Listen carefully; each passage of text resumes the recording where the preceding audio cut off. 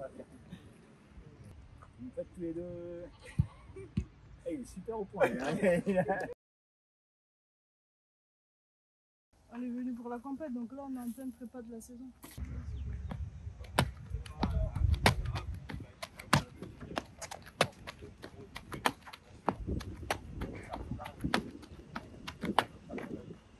Moi je sais que j'aime bien en mettre pour sentir bien chaud et puis comme ça je me lâche un peu plus. Là on a fait le meeting de la réunion et généralement en décembre on fait une phase de préparation pour les compétitions qui commencent en janvier. En fait on fait septembre, octobre, novembre, décembre, 4 mois de prépa pour commencer la saison en janvier, février, mars. On se repose 2 semaines ou 1 mois et du coup on se prépare avril-mai pour la saison qui fait juin-juillet. Voilà, l'athlète c'est dur hein.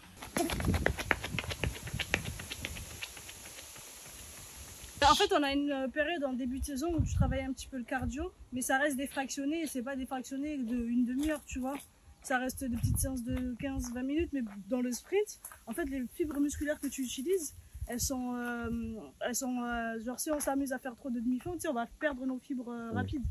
Donc, en fait, c'est plus un inconvénient qu'autre chose de faire trop de cardio. Mais ça aide quand même, tu sais, sur les séances de récup, des fois on fait un peu de cardio, mais ça reste très léger.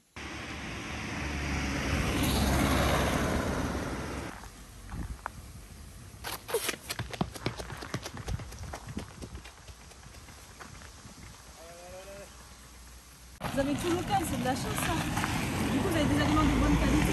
Mais tous les légumes que vous avez, alors que nous, on a des légumes, il n'y a rien dedans, ils ont mis du chimique jusqu'à ce que tu mets. Ben, les bananes, les fruits, vous avez tout, vous pouvez piocher.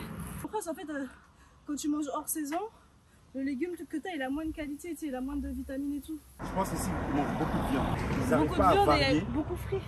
Aussi. Parce qu'en gros, nous, là, moi, je suis en diète, justement parce qu'au niveau du sang longueur, on a un rapport poids-puissance qu'on doit respecter. C'est maximum la viande rouge, hein, 2 fois par semaine. Et ici, je pense que ça y va, quoi. Sur des athlètes de haut niveau, tous n'en vivent pas. Ça dépend des gens que tu connais, des sponsors qui veulent te suivre. Si sur les réseaux, tu es rentable. Si toi, en fait, tu vas chercher les sponsors aussi. Parce qu'il y a beaucoup d'athlètes qui pensent que vu qu'ils ont un niveau, tout va venir vers eux.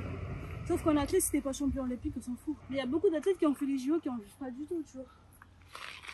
Tu sais, après, ça te frustre. C'est pour ça que moi, j'ai jamais tout mis de côté pour faire d'athlète, ça vaut pas le coup. Parce que même si tu arrives à avoir un bon niveau, ça va rien t'apporter financièrement. Et la base de la vie, c'est quand même ça. En tant que coach sportif, ça paye bien? Ça dépend des mois que je fais, mais en vrai, ouais, j'ai pas de... Je suis pas dans le besoin, tu vois. Mais après, moi, je suis risquée aussi, parce que tu sais, j'ai pas de plan B. Je fais vraiment que ça. Il faudrait que je trouve un truc où je suis salarié ou tu vois. J'ai que le BP. Après, j'ai fait un BEP comptabilité, mais je sais même pas comment j'ai fait pour l'avoir. Je te jure. À vos marques. Prêt? Hop!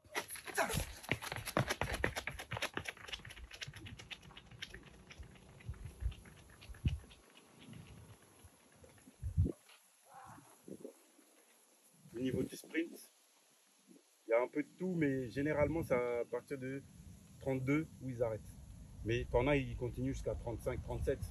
Ça dépend vraiment comment, au niveau de l'hygiène de vie, tu es, comment ton corps réagit aussi. Moi, je sais qu'au niveau du saut en longueur, le recordman de France, il a battu le record de France, il avait 34 ans.